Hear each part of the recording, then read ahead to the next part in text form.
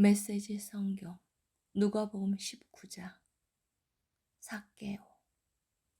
예수께서 여리고에 들어가 걷고 계셨다. 삭개오라는 사람이 거기에 있었는데 그는 세금 징수원의 우두머리이자 상당한 부자였다. 그는 예수를 보고 싶은 마음이 간절했으나 무리 때문에 시야가 가렸다. 키가 작아서 사람들 너머로 볼 수가 없었다. 그는 예수께서 지나가실 때 보려고 먼저 달려가 뽕나무에 올라갔다. 예수께서 나무 밑에 오셔서 올려다보며 말씀하셨다. 삭개오야, 어서 내려오너라. 오늘은 내가 네 집에서 묵어야겠다. 삭개오는 자신의 행운이 도저히 믿기지 않았다. 그는 나무에서 내려와 기쁜 마음으로 예수를 자기 집에 모셨다. 그 일을 본 사람들이 하나같이 붕괴하며 투덜거렸다. 저분이 무슨 일로 이 사기꾼 같은 사람을 가까이 하는가? 삭개오는 놀라서 그냥 그 자리에 서 있었다. 그는 더듬거리며 사죄했다. 주님, 제 수입의 절반을 가난한 사람들에게 거저 주겠습니다. 그리고 제가 남을 속인 일이 있으면 그 피해액을 4배로 보상하겠습니다. 예수께서 말씀하셨다. 오늘은 이 집에 구원이 임한 날이다. 여기 아브라함의 자손 삭개오가 있다. 인자는 잃어버린 자를 찾아 회복시키려고 왔다. 투자금 이야기. 그들이 말씀에 집중하고 있을 때 예수께서 다음 이야기를 들려주셨다. 그렇게 하신 것은 사람들이 예루살렘 가까이 이르면서 하나님 나라가 금방이라도 나타날 것 같은 기대감으로 고조되어 있었기 때문이다. 왕가의 자손인 사람이 있었는데 그는 자신의 통치권을 위임받기 위해 멀리 본국까지 다녀와야 했다. 그는 먼저 종 10명을 한 곳에 불러 모아 각 사람에게 돈을 얼마씩 주면서 내가 돌아올 때까지 이 돈을 잘 운영하여라 하고 지시했다. 그런데 그곳 사람들은 그를 미워했다. 그래서 그들은 그의 통치에 반대하는 탄원서를 작성하여 사절단에게 들려서 보냈다. 우리는 이 사람이 우리를 다스리는 것을 원치 않습니다. 통치권을 위임받고 돌아온 그는 돈을 맡겼던 종 10명을 불러 그들이 돈을 어떻게 운용했는지 알아보았다. 첫 번째 종이 말했다. 주인님, 주인님의 돈을 2배로 늘렸습니다. 그가 말했다. 착한 종아, 잘했다. 네가 이 작은 일에 믿음직스럽게 해냈으니 내가 너를 10성읍을 다스리는 자로 삼겠다. 두 번째 종이 말했다. 주인님, 주인님의 돈으로 절반의 수익을 남겼습니다. 그가 말했다. 내가 너에게 5성읍을 맡기겠다. 다음 종이 말했다. 주인님, 여기 주인님의 돈을 안전하게 가져왔습니다. 저는 그 돈을 지하실에 숨겨두었습니다. 솔직히 말씀드리면 저는 두려웠습니다. 제가 알기로 주인님은 기준이 높고 적당히 하는 것을 싫어하며 어리석은 짓을 용서하지 않으십니다. 그가 말했다. 네 말대로 나는 어리석은 짓을 용서하지 않는다. 그런데 너는 어리석은 짓을 했구나. 왜 너는 그 돈을 안전한 곳에라도 투자하지 않았느냐? 그랬더라면 조금이라도 이득을 보았을 것이다. 그가 거기 서 있는 사람들에게 말했다. 이자의 돈을 빼앗아 내 돈을 2배로 늘린 종에게 주어라. 그들이 말했다. 하지만 주인님, 그 사람은 이미 2배를 가지고 있습니다. 그가 말했다. 내 말이 그 말이다. 너희가 목숨을 걸면 상상도 못할 만큼 많이 받게 된다. 그러나 안전에 급급하면 빈털터리가 되고 만다. 나의 통치에 반대하는 탄원을 했던 이 원수들을 여기서 끌어내어라. 다시는 여기서 그들의 얼굴을 보고 싶지 않다. 예루살렘 입성. 이 말씀을 하시고 나서 예수께서 곧장 예루살렘으로 향하셨다. 올리브산에 있는 벳바게와 베다니에 이르렀을 때 예수께서 두 제자를 보내시며 지시하셨다. 맞은편 마을로 가거라. 들어가서 보면 아직 아무도 타보지 않은 나귀 새끼가 줄에 매여 있을 것이다. 줄을 풀어서 끌고 오너라. 왜 그러시오 하고 누가 묻거든 이게 나귀에 주님께서 필요로 하십니다 하여라. 두 제자가 가서 보니 예수께서 말씀하신 그대로였다. 그들이 나귀 새끼의 줄을 풀고 있는데 나귀의 주인들이 말했다. 그 나귀 새끼 줄을 왜 푸는 것이오? 제자들이 말했다. 이 나귀의 주님께서 필요로 하십니다. 제자들이 나귀 새끼를 예수께로 끌고 와서 그 위에 자기 겉옷을 펴고 그분을 태웠다. 예수께서 나귀에 오르시자 사람들이 길 위에 자기 겉옷을 펼치며 그분을 대대적으로 환영했다. 올리브산이 내리막길로 접어드는 등성이에서 제자의 온 무리가 그들이 목격한 놀라운 일들로 인해 열광적으로 찬양을 퍼뜨렸다. 복되다! 하나님의 이름으로 오시는 왕이여! 하늘에는 모든 것이 형통, 가장 높은 곳에는 영광! 무리 가운데 몇몇 바리새인들이 예수께 말했다. 선생님, 당신의 제자들을 단속하십시오. 그러자 예수께서 말씀하셨다. 이들이 잠잠하면 돌들이 대신 소리쳐 찬양할 것이다. 도시가 눈에 들어오자 예수께서 그 도시를 보고 우셨다. 네게 유익한 모든 것을 오늘 네가 알았더라면 좋았을 텐데. 그러나 이제 너무 늦었다. 앞으로 네 원수들이 포병대를 몰고 와서 너를 포위하고 사방에서 치고 들어올 것이다. 그들이 너와 네 아이들을 바닥에 메어칠 것이다.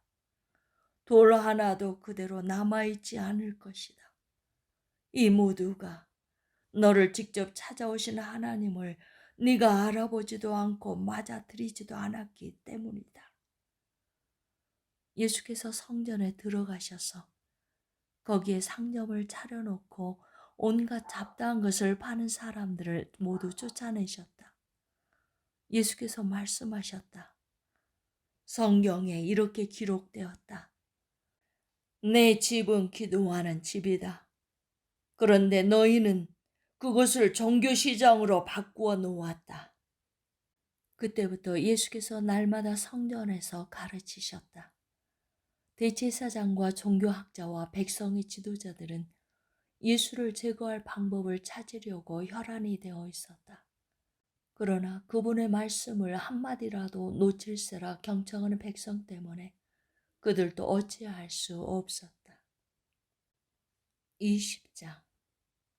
하루는 예수께서 성전에서 백성을 가르치며 메시지를 선포하고 계셨다. 대제사장과 종교학자와 지도자들이 그분께 맞서며 따졌다. 당신의 신임장을 보여주시오. 누구의 고난으로 이렇게 말하고 행동하는 겁니까? 예수께서 대답하셨다.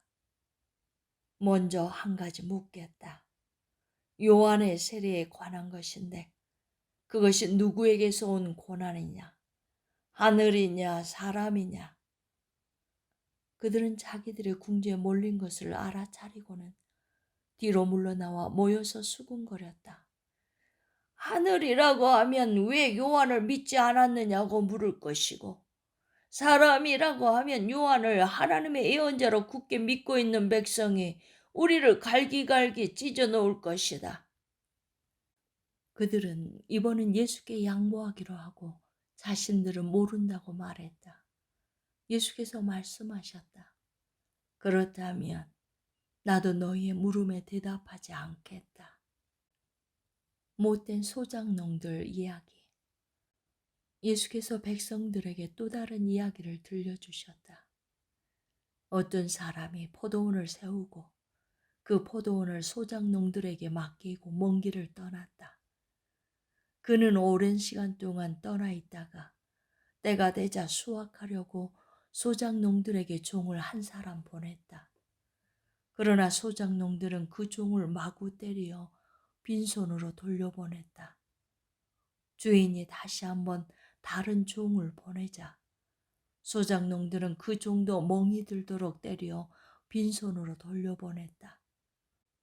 주인이 세 번째로 종을 보내자 소작농들은 그 종을 머리부터 발끝까지 두들겨 패서 길거리에 내다버렸다. 그러자 포도원 주인이 말했다. 이렇게 해야겠다. 내 사랑하는 아들을 보내자. 저들이 내 아들만큼은 존중하겠지. 그러나 아들이 오는 것을 본 소작농들은 재빨리 머리를 맞대고 의논했다. 지금이 기회다. 이자는 상속자다. 그를 죽이고 우리가 재산을 다 차지하자. 그들은 그 아들을 죽여서 울타리 밖으로 내던졌다. 너희 생각에는 포도원 주인이 어떻게 할 것 같으냐? 맞다. 그가 와서 그들을 다 없애버릴 것이다. 그리고 포도원 관리는 다른 사람들에게 맡길 것이다. 듣고 있던 사람들이 말했다. 아닙니다. 그렇게 하면 안 됩니다.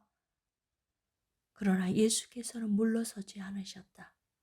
그렇다면 너희는 이 말씀이 왜 기록되었다고 생각하느냐? 석공들이 내버린 돌이 이제 모퉁이 돌이 되었다. 누구든지 이 돌 위에 걸려 넘어지는 사람은 그 몸의 뼈가 다 부러질 것이요. 이 돌이 그 사람 위에 떨어지면 그는 완전히 가루가 될 것이다. 종교학자와 대제사장들은 당장 예수를 잡고 싶었으나 여론이 두려웠다. 그들은 그분의 이야기가 자기들을 두고 한 것임을 알았다. 황제의 것, 하나님의 것. 예수를 잡을 기회를 노리던 그들은 정탐꾼들을 보내어 짐짓 정당한 질문을 던지는 사람인 양 행세하게 했다. 그들은 그분을 속여서 율법에 저촉될 만한 발언을 하게 만들 속셈이었다. 그래서 예수께 물었다. 선생님, 우리가 알기로 당신은 솔직하고 정직하게 가르치며 아무에게도 비율을 맞추지 않고 하나님의 도를 정확히 가르칩니다. 그러니 우리에게 말해 주십시오. 황제에게 세금을 내는 것이 법에 맞습니까? 맞지 않습니까? 예수께서 그들의 의도를 아시고 이렇게 말씀하셨다. 동전 하나를 내게 보여라. 여기에 새겨진 얼굴이 누구 얼굴이냐? 그리고 뭐라고 써 있느냐? 황제입니다. 그들이 말했다. 예수께서 말씀하셨다.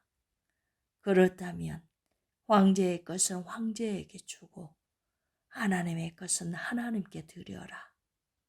아무리 예를 써보아도 그들은 예수께 죄를 뒤집어 씌울 만한 발언을 유도해낼 수 없었다. 그분의 대답은 그들의 허를 찔렀고 그들의 말문을 막아버렸다. 부활에 관한 가르침. 부활의 가능성을 일절 부인하는 유대교 분파인 사두개파 사람 몇이 다가와서 물었다. 선생님, 모세는 기록하기를 남자가 자식 없이 아내를 두고 죽으면 그 동생이 형제와 결혼해서 자식을 낳아줄 의무가 있다고 했습니다. 한 번은 7 형제가 있었습니다. 마지가 결혼했는데 자식 없이 죽었습니다. 둘째가 정수와 결혼했으나 죽었고 셋째도 그러했습니다. 7 형제가 다 차례대로 그렇게 했으나 자식이 없었습니다. 마지막에는 여자도 죽었습니다. 그렇다면 부활 때에는 그 여자는 누구의 아내가 됩니까? 7 형제가 다 그 여자와 결혼했습니다. 예수께서 말씀하셨다. 이 땅에서는 결혼이 중대한 관심사지만 저 세상에서는 그렇지 않다. 죽은 사람들의 부활에 참여하는 사람들에게 결혼은 더 이상 관심사가 못 된다. 죽음도 마찬가지다. 너희야 믿지 않겠지만 그들에게는 더 나은 관심사가 있다. 그때에는 하나님과 최고의 기쁨과 친밀감을 나눌 것이다. 모세도 불붙는 떨기나무 앞에서 부활에 관해 애치기를 아브라함의 하나님, 이삭의 하나님, 야곱의 하나님이라고 했다. 하나님은 죽은 자의 하나님이 아니라 산 자의 하나님이시다. 그분께는 모두가 살아있다. 몇몇 종교학자들이 말했다. 선생님, 훌륭한 답입니다. 한동안 아무도 그분께 묻는 사람이 없었다. 그 후에 예수께서 그들에게 물으셨다. 어째서 사람들이 메시아를 다윗의 자손이라고 하느냐? 다윗은 시편에 분명히 말했다. 하나님께서 내 주님께 말씀하셨다. 내가 네 원수들을 네 발 아래에 둘 때까지 너는 여기 내 오른편에 앉아 있어라. 다윗이 여기서 메시아를 내 주님이라고 부르는데 메시아가 어떻게 다윗의 자손이 될 수 있느냐? 모든 사람이 듣는 가운데 예수께서 제자들에게 말씀하셨다. 종교학자들을 조심하여라. 그들은 가운을 입고 다니며 사람들의 찢겨 세우는 말에 우쭐하고 중요한 자리를 차지하면서 교회의 모든 행사에서 상석에 앉기를 좋아한다. 언제나 그들은 연약하고 무력한 사람들을 착취한다. 그들의 기도가 길어질수록 그들의 상태는 더 나빠진다. 마지막에 그들은 그 값을 치르게 될 것이다.